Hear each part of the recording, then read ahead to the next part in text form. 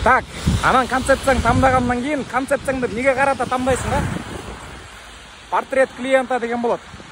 Сен кайсы клиенттерге ориентированный хостел болосуң. Например, иностранецтерге ориентированный, командировочныйларга ориентированный, же бир күндүктөр, бир түндүктөргө жана жаштарга ориентированный жанагындай. Ошондой ориентированный хостел болосуң, ошого жараша концепция түзөсүң да. Анан мен болсо мондай болду. Проблемасы аз, анан кийин бир аз кымбатыраак сата турган бул иностранецтерге, биз командировочныйларга сатып аласың да.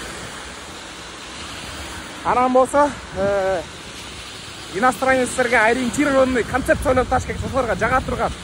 Ошолор башка хостелдердин арасында сени прям окуё могул жерге барыш керек экен дей тургандай, дизайн, обслуживание баардык нерсени ошондой кылып туруп, короче, айырмалаш керек, ошону даярдап бериш керек. Иностранецтерге ориентированный, мен клиенттерди иностранец терди тандадым, короче.